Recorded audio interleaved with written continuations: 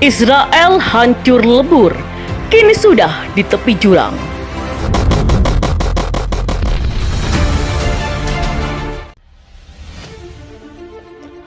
Pandemi virus corona atau COVID-19 membuat pemerintah Israel dilanda kepanikan hebat. Pemerintah Israel pun memutuskan memperketat lockdown gara-gara lonjakan kasus infeksi corona meningkat tajam. Dilansir dari World Matters pada Jumat hari ini, kasus virus corona di negara Zionis itu berjumlah 212.115 orang. Kasus baru yang muncul bertambah 7.425. Sementara itu, pasien yang meninggal berjumlah 1.378 orang. Israel sendiri kembali memberlakukan lockdown pada 18 September 2020. Namun, lonjakan kasus yang mencapai lebih dari 7.000 setiap hari itu membuat pemerintah kelabakan. Sumber daya di beberapa rumah sakit pun sangat terbebani. Hal itulah yang membuat Perdana Menteri Israel Benjamin Netanyahu memperketat lockdown.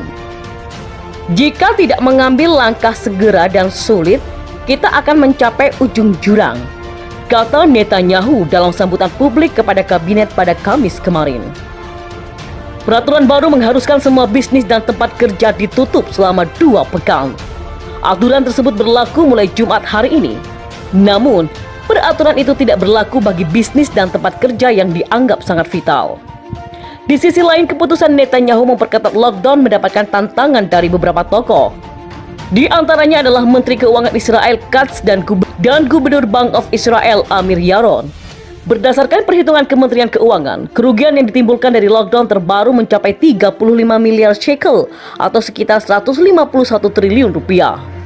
Kerugian sebesar itu akan membuat Israel makin rontok, sebab saat ini Israel sudah berada di dalam resesi. Tingkat pengangguran di Israel saat ini sudah di atas 11%. Peraturan baru juga mengharuskan sekolah ditutup. Namun, pemerintah tetap memperbolehkan sinagoge dibuka pada Yom Kippur, hari perdamaian Yahudi pada minggu depan. Pemerintah sendiri akan membatasi jumlah jemaah yang mengikuti Yom Kippur. Keputusan pemerintah membuka sinagoge tidak terlepas dari protes yang dilayangkan partai-partai agama. Mereka menentang keras apabila sinagoge ditutup. Di sisi lain, kinerja pemerintahan Netanyahu terus mendapatkan sorotan tajam. Survei yang diterbitkan Israel Democracy Institute pada Rabu kemarin menunjukkan hanya 27% warga Israel yang mempercayai kinerja Netanyahu dalam menangani pandemi virus corona. Netanyahu makin tertekan karena dianggap melakukan korupsi. Ribuan pengunjuk rasa pun terus melakukan aksinya pada setiap pekan. Jumlah kasus virus corona sampai saat ini masih menunjukkan peningkatan. Hingga hari Kamis kemarin, melansir data dari World Matters, jumlah kasus virus corona di dunia tercatat 32.053.703 kasus.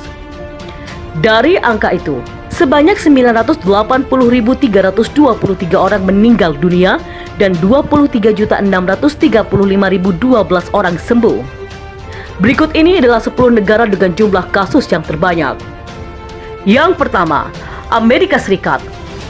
7.133.414 kasus, 206.473 orang meninggal dunia, dan 4.383.702 orang sembuh. Yang kedua, India. 5.730.184 kasus, 91.173 meninggal dunia, dan 4.671.850 sembuh. Yang ketiga, Brazil. 4.624.885 kasus, 138.977 meninggal dunia, 3.992.886 sembuh. Yang keempat, Rusia. 1.122.241 kasus, 19.799 meninggal dunia, dan 923.699 sembuh. Kolombia. 784.268 kasus, 24.746 meninggal dunia, 662.277 sembuh. Yang keenam, Peru. 776.546 kasus, 31.586 meninggal dunia, dan 629.094 sembuh. Yang ketujuh, Meksiko. 705.263 kasus, 74.348 meninggal dunia, dan 506.732 sembuh. Yang ke-8 ada Spanyol, 693.556 kasus, 31.034 meninggal dunia. Yang ke-9, Afrika Selatan, 665.188 kasus, 16.206 meninggal dunia, 594.229 sembuh.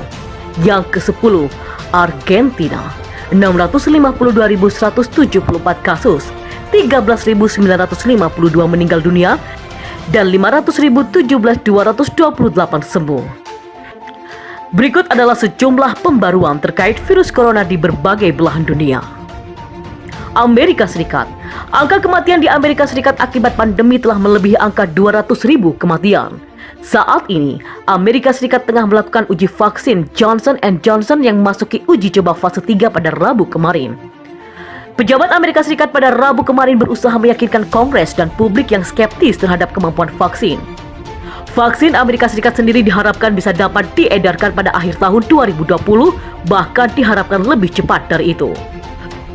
Kami merasa sangat optimis bahwa kami akan dapat memperoleh vaksin yang aman dan efektif meskipun tidak pernah ada jaminan untuk itu, kata Dr. Anthony Fauci, ahli penyakit menular di National Institute of Health, seperti yang dikutip dari Al Jazeera. Pemerintah Prancis telah memerintahkan penutupan kembali pada semua bar dan restoran di kota Marseille, Prancis, saat kasus di negara itu melonjak. Menteri Kesehatan Prancis Oliver mengatakan, kota tersebut saat ini dalam kondisi siaga maksimum menyusul terjadinya lonjakan kasus.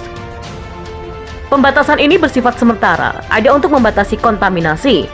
Tujuannya adalah agar tidak bertahan lebih dari 2 minggu, tambah Ferran.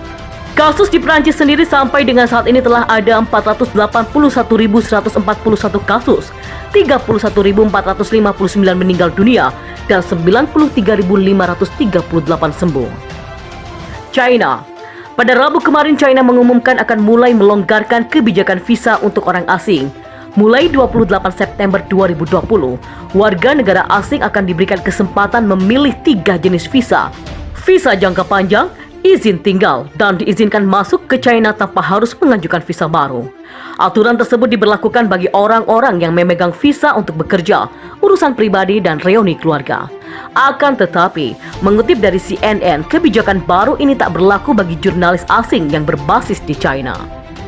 Israel. Sebuah rumah sakit Israel telah mengubah tempat parkir mobilnya menjadi bangsal COVID-19 saat lonjakan kasus virus corona terjadi. Michael Harbertal, Direktur Umum Kampus Perawatan Kesehatan Rambam, mengaku prihatin saat rumah sakitnya harus mengambil langkah dramatis tersebut. Sangat-sangat disayangkan kami harus mencapai posisi ini, di mana kita menjadikan tempat parkir mobil menjadi bangsal COVID-19, kata dia, dikutip dari The Guardian.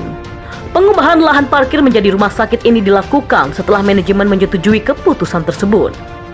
Tempat parkir berada di bawah tanah yang kemudian dilengkapi dengan tempat tidur dan kursi roda, serta berbagai peralatan untuk pasien. Bangsal baru siap dibuka pada Kamis 24 September 2020 dan dapat menampung 770 pasien. Dan pada Rabu kemarin, tercatat ada 7.000 kasus baru, adapun kasus di Israel telah mencapai 200.000 kasus sejak pandemi melanda.